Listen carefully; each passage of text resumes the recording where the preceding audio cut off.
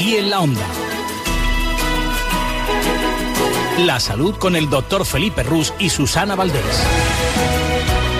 7:32 de la tarde, hablamos hoy de obesidad, uno de los males de nuestro tiempo y peor que se va a poner la cosa según esas estimaciones que les comentábamos al principio del programa. Hay muchas enfermedades que se asocian a este sobrepeso que luego definiremos cuándo se considera ya en grado de obesidad. Efectivamente, y para los casos que lo requieran, hay soluciones quirúrgicas.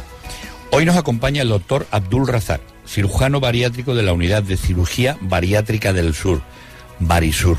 Muy buenas tardes, querido amigo.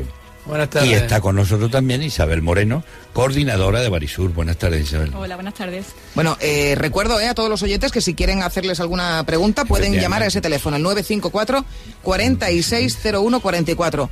Bueno, una unidad con muchísimos años de experiencia y por tanto que ha podido ver cómo ha ido evolucionando también este problema, ¿no, doctor? Efectivamente, llevo más de 25 años de experiencia, tanto el sector público como el sector privado, y más de 800 pacientes operados, desde 1990 hasta hoy.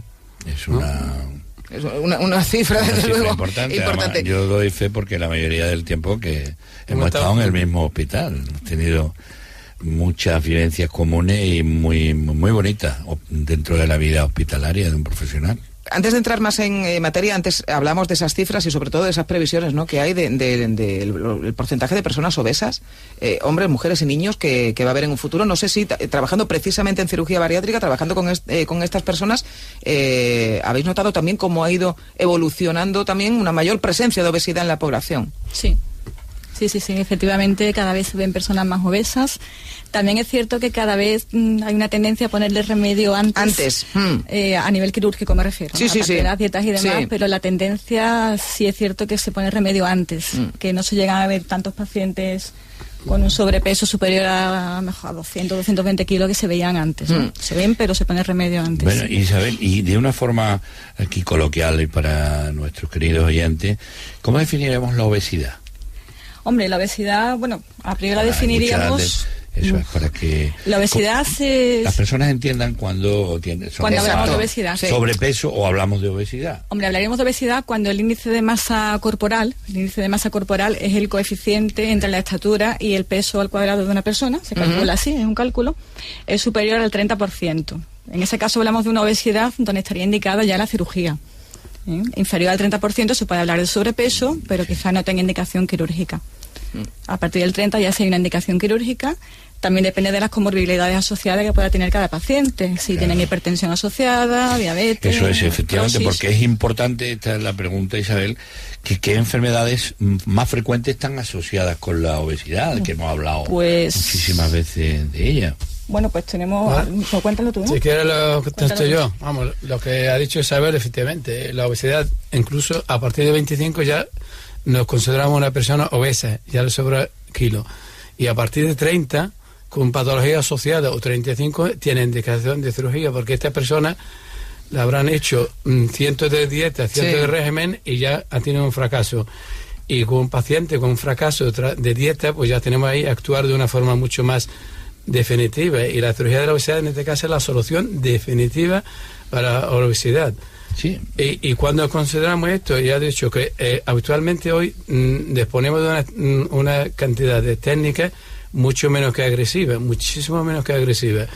Sí. ¿Y qué enfermedades asociadas, la pregunta me ha dicho? Sí.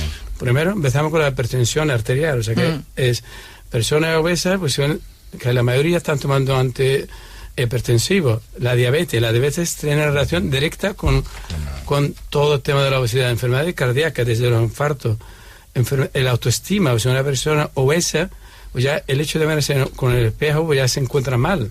O sea que incluso depresión está relacionada con la obesidad. La impotencia, hay muchos estudios, tú sabes más que yo, de obesidad e impotencia.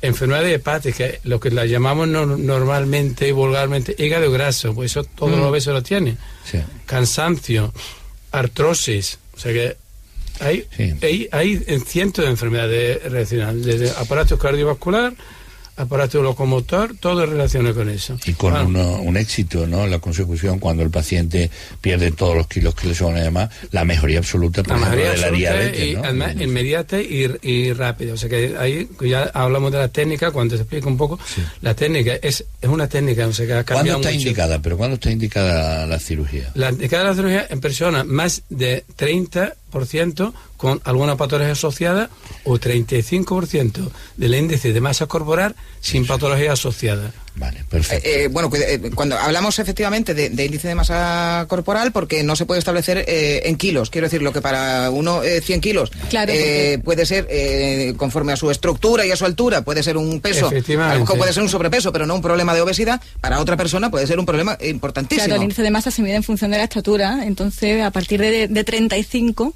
estando absolutamente sano y no teniendo nada, imagínate un chico de 20 años que todavía no ha desarrollado hipertensión por la edad y tal, pues sí está indicada la cirugía, y ya en personas que puedan pesar un poco menos, ¿sí? A partir de 30, pero que sí, pues tengan apnea del sueño, hipertensión, diabetes, artrosis.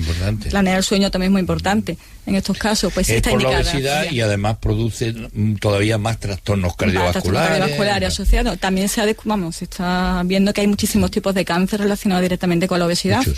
Y con el déficit de vitamina D que suelen tener también estos pacientes, cada vez provoca. ¿Y qué diríais para qué paciente no está indicada?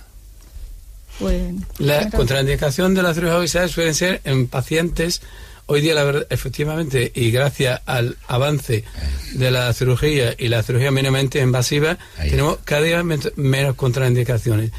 Y afortunadamente, yo diría contraindicación, paciente con varias cirugías abdominales previas, que no está indicada la laparoscopia, pacientes con una enfermedad cardíaca grave, eso, las únicas dos contraindicaciones que tenemos. Hoy día, digo, afortunadamente, la cirugía ha avanzado tanto y la laparoscopia ha avanzado y con mínimamente invasiva y al ser muy rápida ya tiene bastante menos contraindicaciones.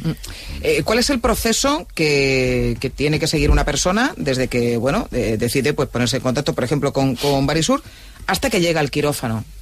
Mira, te cuento, los pacientes, se ponen en contacto con nosotros, bien a través de la página web, a través de otros pacientes que los derivan, a través de otros profesionales médicos, endocrinos, cirujanos plásticos, que consideran que deben intervenirse y nos lo derivan también.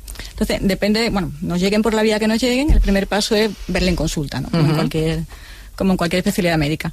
Se les ve en consulta, pues se le hace una valoración, se ve que sea factible la cirugía, que reúna los requisitos que dice la Sociedad Española de Cirugía Bariátrica que deben reunir, que no haya contraindicaciones, y una vez visto esto, el siguiente paso es, en función de ese índice de masa corporal, se les pone una dieta líquida que tienen que seguir durante, puede ser 10 días, pueden ser 15, pueden ser 21, depende del índice de masa de cada uno. Esa dieta se pone básicamente por la grasa hepática, porque los pacientes obesos tienen un hígado graso. Entonces un hígado graso, pues aparte de que pesa y que la técnica quirúrgica es más difícil, pues también sangra, y evidentemente pues siempre es un poquito más seguro operar con un hígado con menos grasa. Y ese es el motivo por el que se les pone una dieta líquida durante un periodo de tiempo en función de su índice de masa. Pues una vez que transcurren estos días de dieta, mientras tanto incluso se le hacen las pruebas de anestesia, lo normal, la analítica, el electrocardiograma, valoración por un anestesista, y se hace también un EGD. Un estudio de estómago, pues para ver cómo está el estómago. Esófago gástrico duodenal, que se llama. Y una vez realizadas todas estas pruebas, ya se fija la fecha para la intervención. Es bastante rápido. Bueno, pues llegamos al quirófano. Claro. ¿En qué consiste la técnica? O si hay más de una que practiquéis, porque eso ha evolucionado a lo largo del tiempo. Efectivamente, Felipe, tú sabes, había varias técnicas, y hoy voy a hablar de lo último que estamos haciendo y de lo más seguro, lo que es además de la gastrectomía tubular o la manga gástrica. O sea que actualmente los obesos, para estar a gusto, tienen que comer bastante y llenar un estómago tan grande. Entonces la técnica consiste en hacer una laparoscopia, hacer 4 agujeritos de 4 tócares aproximadamente de 1 centímetro cada uno, con anestesia general. La técnica dura aproximadamente 1 hora y se realiza en 1 hora, ¿no? 1 hora aproximadamente, ¿no? De 45 minutos, 1 hora, depende de cada paciente. La técnica consiste en metemos una sonda a través del estómago y reducimos el estómago. Le hacemos el estómago en forma de tubo, un tubo gástrico, lo llaman por eso tubo gástrico o manga gástrica. Esa técnica hace tiempo era un poco más insegura, pero hoy día afortunadamente es mucho más segura porque disponemos de unos materiales muchísimo más seguros. Cada disparo que hacemos con la máquina son 3 líneas de grapa, 3 líneas, eso nos da una seguridad absoluta. Porque hace 15 años pues, había una complicación, la más frecuente es la fístula, y hoy se ha reducido prácticamente a un 2%, o sea que estamos teniendo un 2% como máximo, en manos de expertos. Por supuesto, siempre, como yo insisto, hay que buscar un cirujano con mucha experiencia. Para que nos entendamos, doctor, sería mediante la colocación de esas grapas, reducir, digamos, muchísimo a un tubo la parte, digamos, útil o que va a seguir funcionando del estómago. Perfectamente, reducir el estómago, lo decimos el estómago aproximadamente un 70% aproximadamente. Y al reducir ese estómago, entonces el paciente, una vez que come, tiene una sensación de saciedad precoz, que es de cuando, si antes comía un plato grande o con muy poquito, pues ya se cansa inmediatamente. Y al mismo tiempo, al reducir un 70% la capacidad gástrica, pues estamos reduciendo también el apetito. ¿Por qué? Porque hay una hormona en ese cuerpo gástrico, en ese estómago, que extirpamos y lo sacamos fuera, se llama la grelina, es la responsable del apetito. O sea que al quitar ese estómago... en una zona determinada, ¿no?, del estómago. Efectivamente, está en el fondo gástrico. En el fondo, por eso, es la tubulización. Exactamente, quitamos el estómago se queda un tubo, reducimos el tamaño del estómago y reducimos al mismo tiempo el apetito. Ventaja se tiene la recuperación precoz, o sea que este paciente al día siguiente está levantado y está tomando líquido, y a los 48 horas está en su casa, y a la semana pueden trabajar tranquilamente. Exactamente, es como se ha minimizado la morbilidad y la mortalidad de estas técnicas, que cuando hace muchos años empezaron no tuvo demasiada digamos, fama, ¿no? Pero es porque eran casos muy difíciles y era otro tipo de cirugía, ¿no? Efectivamente, yo insisto, primero mano además experto, les cambia la vida a los pacientes. Totalmente. Dejan de ser enfermos para convertirse en personas normales, sin enfermedades, fundamentalmente, ¿no? El postoperatorio, has dicho que... iba a preguntar precisamente por ese postoperatorio, que dice, a la semana puede estar haciendo vida normal, pero ¿cómo es tu vida luego ya en relación con la comida? Yo voy a hacer una pregunta muy estúpida, porque cuando ha dicho reducimos y quitamos el 70% del estómago, con lo que queda, teniendo en cuenta que el paciente se sacia enseguida, da para ingerir lo que se necesita, ¿no? Quiero decir que tenemos que tener una cantidad de alimento pues para hacer nuestras funciones básicas. Efectivamente, o sea que estamos hablando de una persona suele tener obesa, suele tener un estómago grande, entonces reducir el estómago un 70% se queda prácticamente un estómago casi normal. Claro. Un estómago normal, puede comer de todo, o sea, eso es lo bueno que tiene, puede comer de todo, pero en pequeñas cantidades. La ventaja que tiene, he dicho también, al quitar el apetito, pues no le apetece comer mucho.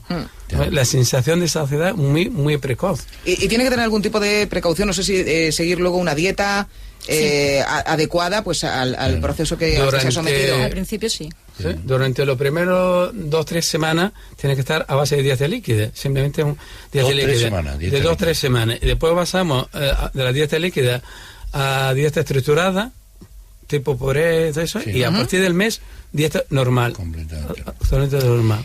¿Esta solución, esta técnica de cirugía bariátrica es definitiva? Quiero decir, un paciente que se someta a este tipo de cirugía puede olvidarse ya del problema de obesidad. Totalmente. Pero entiendo que también las costumbres van a cambiar, evidentemente, pero que también habrá que seguir haciendo, digamos, un esfuerzo personal. No todo se consigue con esa reducción, ¿no? Yo creo que lo importante de la cirugía bariátrica es que una vez pasado el mes, como dice él, los pacientes pueden comer ya de todo, hacer una vida normal, evitar el sufrimiento de vivir toda la vida a dieta, ¿no? De pensar ahora que como, tengo que pesar los alimentos, sino que te olvidas de ese tema, simplemente comer lo que haya en casa.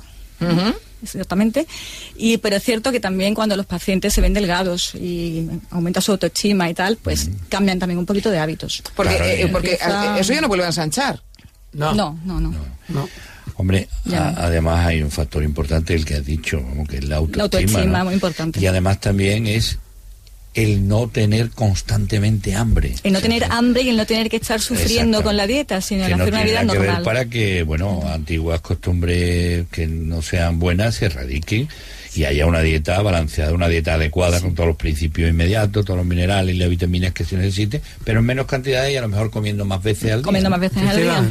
Comentaba con Isabel antes de empezar en el programa que, luego, después de la pérdida de peso, que es absolutamente necesaria, llega también muchas veces otro problema para los pacientes, y es qué hacer con toda esa piel que les sobra, ¿no? Normalmente este tipo de cirugías están asociadas al tiempo con una readaptación también de la piel, ¿no? Efectivamente, eso hay varios tipos de personas. Hay personas que son muy obesas.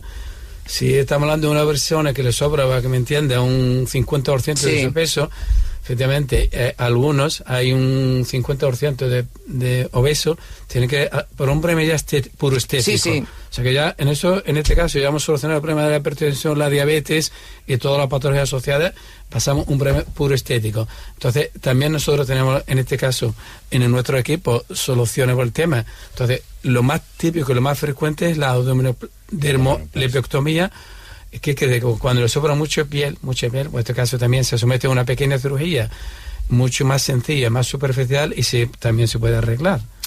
Bueno, como decía aquel del chiste, luego le da para hacer varios bolsos, ¿no? Una zapata de piel. Pero no todo, la verdad que no todo. Algunos hacen una serie de ejercicios y tal, y no lo necesitan, pero depende depende de la edad también, del peso. Bueno, se nos ha acabado el tiempo, pero bueno, sin duda, como siempre, efectivamente se nos acaba, pero ha sido un placer que hayas estado aquí con nosotros explicándonos todas estas cosas tan interesantes para tanta gente que tiene este problema. Muchísimas gracias. Igualmente, muchas gracias. Querido amigo y Isabel, encantado de que hayáis estado en nuestro programa, y ya nos veremos en otro. Claro ocasión. Que sí.